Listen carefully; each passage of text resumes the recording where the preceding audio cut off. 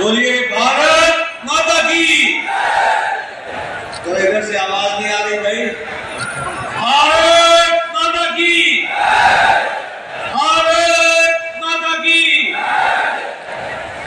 आज के इस चुनावी सभा में मंच पर उपस्थित हमारे बहुत ही लोकप्रिय और आप सबके भी बहुत ही प्रिय यहाँ के प्रत्याशी श्री आर.के. सिंह पटेल जी, हमारे जिला के अध्यक्ष चित्रकूट के लवकुश चतुर्वेदी जी, मंच और यहाँ इतनी बड़ी संख्या में भरी दोपहरिया में गर्मी में उपस्थित देवियों और सज्जनों, मेरे युवा साथी और मीडिया के मेरे साथी, प्रिंट मीडिया, इलेक्ट्रॉनिक मीडिया के मेरे साथी, जो मैं इस चुनावी सभा में इतनी गर्मी में भरी दोपहरी में, लेकिन जो मैं उत्साह आप में देख रहा हूं, जो मैं उमंग देख रहा हूं, जो मैं ऊर्जा देख रहा हूं और जो मेरे कानों में तालियों की गड़गड़ाहट की आवाज सुन रहा हूं,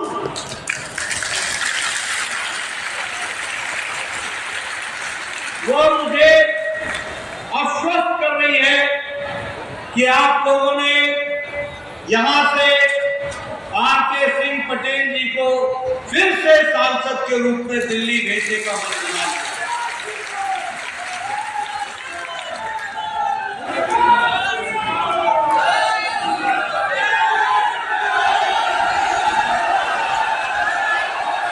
इकट्ठा हो रहा, शहजादे भाई इकट्ठे हो गए, इकट्ठे प्रेस कॉन्फ्रेंस कर रहे हैं। आपने देखी ना तस्वीर, देखी ना शहजादों की तस्वीर। ये गठबंधन गठबंधन काहे का गठबंधन है? ये दो बातों का गठबंधन है, दो बातों। मोदी जी बोलते हैं भ्रष्टाचारी हटाओ, और ये बोलते हैं भ्रष्टाचारियों को बचाओ। बोलो, भ्रष्टाचारियों को हटाना है कि नहीं हटाना है?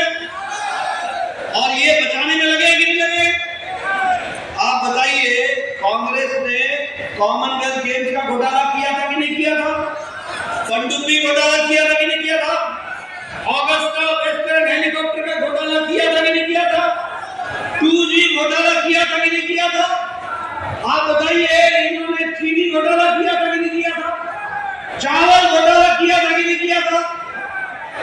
आप बताइए, ना अंतरिक्ष छोड़ा, ना आसमान छोड़ा, ना समुद्र छोड़ा, ना धरती छोड़ी, ना पाताल छोड़ा, सभी जगह भ्रष्टाचार ही भ्रष्टाचार। आप बताइए, समाजवादी पार्टी के नेता अखिलेश के समय में लैपटॉप घोटाला हुआ था कि नहीं हुआ था? आप बताइए, अनाज का घोटाला हुआ था कि नहीं हुआ था? आप बताइए, गोमती रिवरफ्रंट का घोटाला हुआ था कि नहीं हुआ था? आप बताइए, लालू चारा खा गया कि नहीं खा गया? नौकरी के बदले जमीन खा गया कि नहीं खा गया? अलकतरा घोटाला किया कि नहीं किया? ममता के मंत्रियों ने टीचर भर्ती घोटाला किया कि नहीं किया? बालू घोटाला किया कि नहीं किया? गाय की स्मगलिंग का घोटाला किया कि नहीं किया? आप बताइए, कोयला घोटाला किया कि नहीं किया? डीएमके के मंत्रियों ने बालू घोटाला किया कि नहीं किया? आमदनी से ज्यादा उन्हें घर में पाया गया कि नहीं पाया गया? झारखंड में एक मंत्री के पीए के नौकर के घर से 30 करोड़ रुपए निकले कि नहीं निकले? झारखंड के एक मंत्री के, एक एमपी के घर से 300 करोड़ निकले कि नहीं निकले? ये सब भ्रष्टाचार है, ये सब भ्रष्टाचार। ये आप बताओ, अरविंद केजरीवाल शराब घोटाले में है कि नहीं है? आप बताइए, के कविता शराब घोटाले में है कि नहीं है? ये घमंडिया गठबंधन, ये भ्रष्टाचारियों का जमाना है, ये भ्रष्टाचारियों का टोला है। और दूसरा, ये सब परिवारवाद है, सब परिवारवाद है। फरूक अब्दुल्ला, उमर अब्दुल्ला परिवारवाद की पार्टी, महबूबा मुफ्ती परिवार की पार्टी, चौटाला परिवार की पार्टी,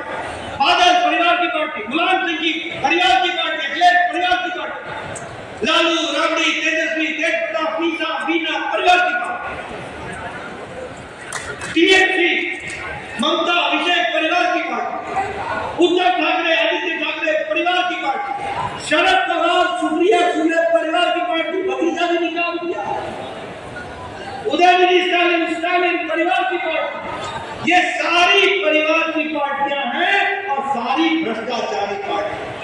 बोलो, मेरे बात हाँ और ना में बताना, बोलो राहुल गांधी बेल पर है कि नहीं है? आप बताइए, सोनिया गांधी बेल पर है कि नहीं है? आप बताओ, संजय सिंह बेल पर है कि नहीं है? आप बताओ, लालू यादव बेल पर है कि नहीं है? आप बताओ, ये टीएमसी के नेता बेल पर है कि नहीं है? आप बोलो, पी चिदम्बरम बेल पर है कि नहीं है? कार्तिक चिदम्बरम बेल पर है कि नहीं है? डीएमके के मंत्री बेल पर है कि नहीं है? आप बताओ, अरविंद केजरीवाल जेल में है कि नहीं है? आप बताओ, मनीष सिसोदिया जेल में है कि नहीं है? सत्येंद्र जैन जेल में है कि नहीं है? आप बताओ, आजम खान जेल में है कि नहीं है? आप बताओ, टीएमसी के नेता जेल में है कि नहीं है? डीएमके के नेता जेल में है कि नहीं है? केसीआर की बेटी कविता जेल में है कि नहीं है? ये सारे नेता या तो जेल में है या बेल पर है, जमानत पे। बोलो, ऐसे नेताओं को आगे लाओगे क्या? आगे लाओगे क्या? और मैं एक और बात बताता हूं, पहले इन्होंने समाज को जाति के नाम पर बांटा, जाति के नाम, जब उससे मन नहीं भरा तो धर्म के नाम पर बांटा। आजकल ये राहुल गांधी संविधान की कॉपी लेकर के घूमता रहता है, संविधान की कॉपी। मैंने कहा, कभी पढ़ भी लिया कर, जो ये तू ऐसे घूमता, पढ़ भी लिया कर।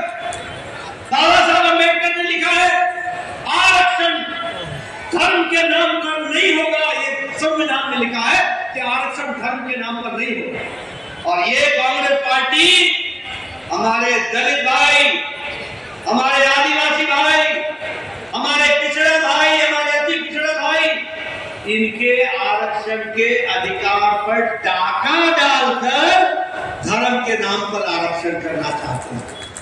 बोलो, ऐसे डाका डालने दोगे क्या? डाका डालने दोगे क्या? हम संविधान की रक्षा करेंगे ना, हमने किया है, हम करेंगे।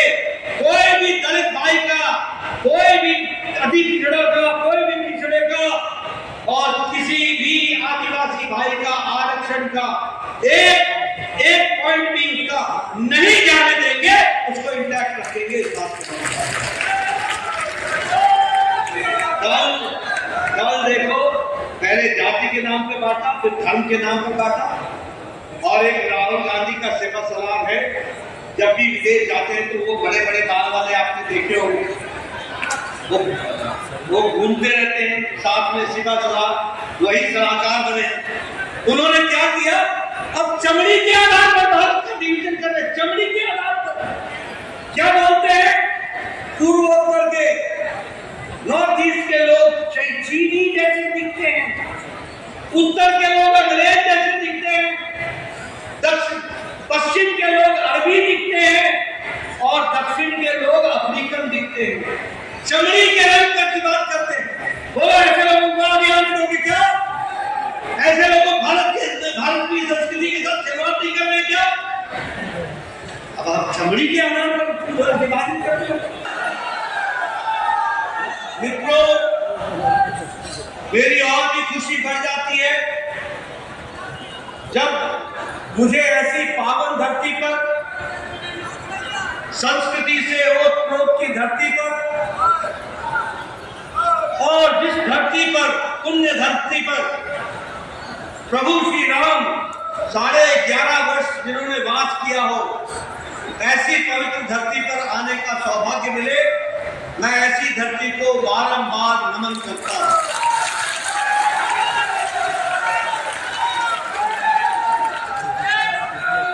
चित्रकूट, जिसे तीर्थों का तीर्थ कहा गया है, ऐसी पवित्र धरती पर मुझे आने का सौभाग्य मिले, मैं पुनः ऐसी धरती को नमन करता हूं और आपसे आशीर्वाद देता हूं। साल पहले भारत के सामान्य नागरिक में, मानवी में, मनुष्य में, व्यक्ति में एक मन में घर कर चुका था कि अब कुछ बदलने वाला नहीं है, ये तो ऐसे ही चलेगा, राजनीति ऐसी ही होती है, यहां तो सब बेईमान हैं, ये गुंडों का राज चलता रहेगा। साधारण आदमी के मन में राजनीति के बारे में ये विचार नहीं है, लेकिन मोदी जी के आने के बाद भारत की राजनीति में सब कुछ बदल सकता है। और ये 2024 का चुनाव जो आप लड़ रहे हैं, वो आर.के. सिंह जी को आप चुनाव को जिता ही रहे हैं, लेकिन आप विकसित भारत के संकल्प को पूरा करने के लिए आप चल रहे हैं।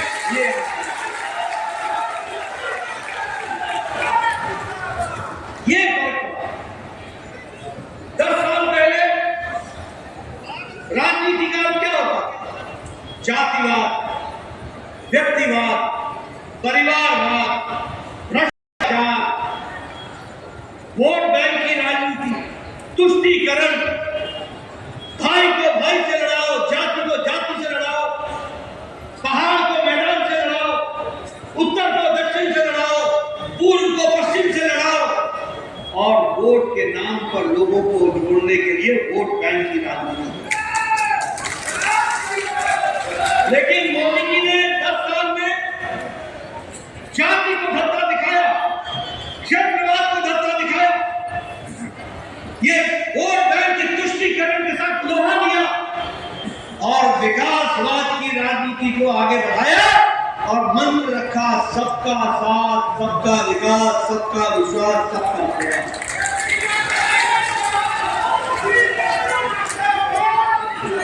राजनीति का चाल चरित्र, राजनीति का चाल चरित्र, परिभाषा, संस्कृति सब बदल रहा। आज रिपोर्ट कार्ड की राजनीति हो गई है, आज जवाबदेही की राजनीति हो गई है, आज सबको साथ लेकर के चलने की राजनीति हो गई है, और आज राजनीति विकासवाद की हो गई है। मैं देख रहा था कि आर.के. पटेल जी भी आपके सामने अपना रिपोर्ट कार्ड रख रहे थे, अपना रिपोर्ट कार्ड। कभी आपने कांग्रेस के जमाने में किसी नेता को सुना कि उसने भी अपना रिपोर्ट कार्ड रखा? सुना भाई? कभी सुना? ये संस्कृति मोदी जी की संस्कृति है, रिपोर्ट कार्ड की राजनीति। जो कहा था वो किया है, जो नहीं कहा था वो भी करके दिया है। इस तरीके से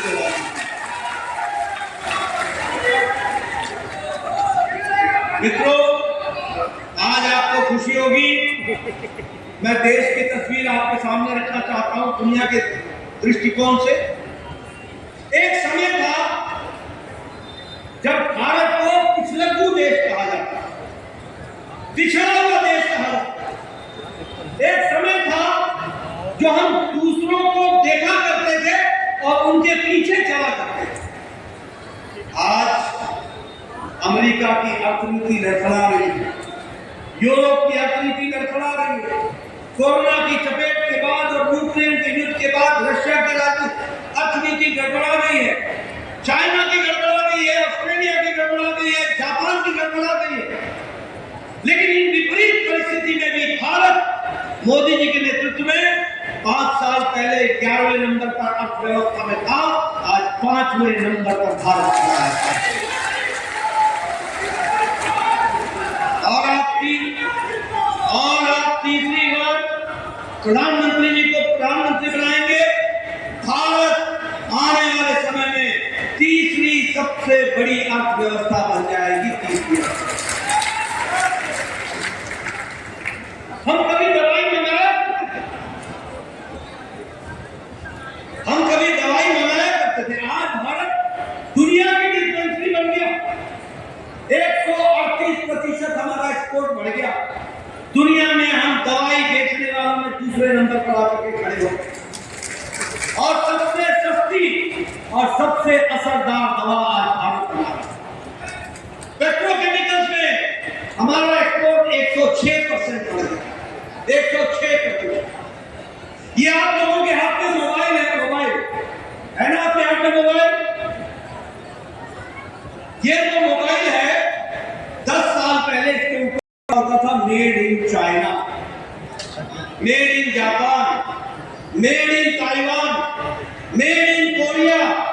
आज आपके मोबाइल पे लिखा है मेड इन इंडिया। स्टील के मैन्युफैक्चरिंग में हम दूसरे नंबर पर आके खड़े हो गए, चौथे नंबर। 10 साल पहले दिवाली के दिन आप जो गणेश भगवान लाते थे, वो गणेश भगवान भी मेड इन चाइना का होता था। आज भारत दुनिया को मूर्तियां बनाने में आगे बढ़कर कितना हिस्सा दे रहा है, यह परिस्थितियां। मित्रों, मैं यहाँ ये भी कहना चाहूंगा, आके पटेल जी ने आपको बताया, थोड़े से 2-3 बिंदु के ऊपर खाली ध्यान आपका आकर्षित करूंगा। मोदी जी ने सबका साथ, सबका विकास, सबका विश्वास, सबका प्रयास, इस मंत्र को लेकर गांव, गरीब, वंचित, पीड़ित, शोषित, दलित, युवा, किसान, महिला, नारी शक्ति, सबको मजबूती देने का काम किया तो मोदी जी की नीतियों ने काम किया। आज 80 करोड़ की जनता को प्रधानमंत्री गरीब कल्याण अन्न योजना, 5 किलो गेहूं या 5 किलो चावल, 1 किलो दाल। इसका अंतर यह पड़ा है कि आज इंटरनेशनल मॉनिटरी फंड भी बोलता है कि भारत की गरीबी से रहने वाले 25 करोड़ लोग आज गरीबी की रेखा से बाहर निकल आए हैं। ये बदलता भारत है ये। और IMF ये भी बोलता है कि भारत की अति गरीबी 1% से भी कम हो गई है। ये बदलता भारत। और आपको जानकर खुशी होगी, पटेल साहब को भेज दीजिएगा, प्रधानमंत्री गरीब कल्याण अन्न योजना अगले 5 साल तक चलती रहेगी और हर गरीब को भोजन मिलने की व्यवस्था है। प्रधानमंत्री आवास योजना, ये जोड़ो यात्रा नहीं चलाते, ये तोड़ो यात्रा चलाते हैं। ये जोड़ते नहीं है, ये भारत के टुकड़े टुकड़े गैंग के मेरे लोग शामिल हैं।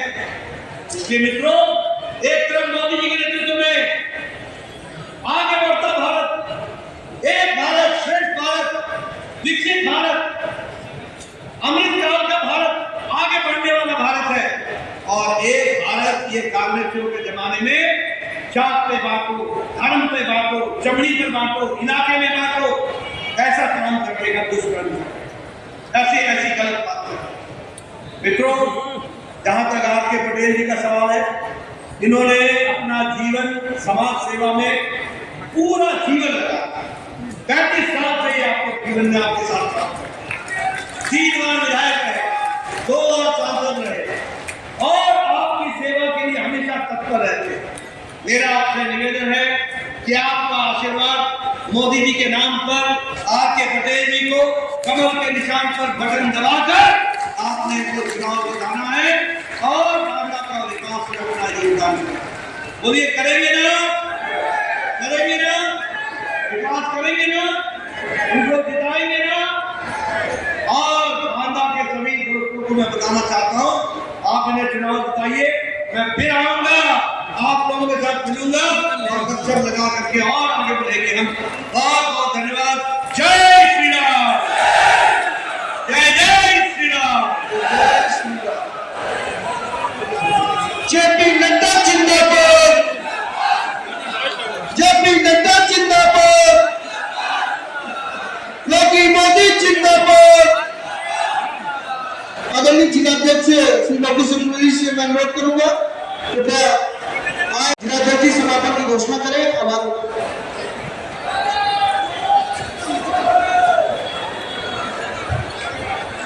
इस जनसभा में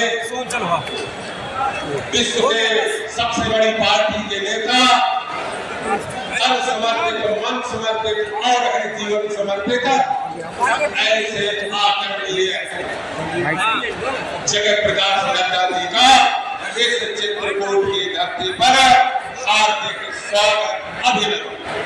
मेरे सम्मानित साथियों, ये भगवान राम जनता पार्टी के यशस्वी प्रधानमंत्री नरेंद्र मोदी जी के कथनी और करनी के विषय में और भारत तीसरी बार हिंदुस्तान की सरकार बनने जा रही है। इसलिए मैं अपने राष्ट्रीय अध्यक्ष जी का इस चित्रकूट की धरती पर बहुत बहुत आभार, अभिनंदन, वंदन, जय श्री राम, जय हिंद भारत और सभा समापन की घोषणा करता हूं।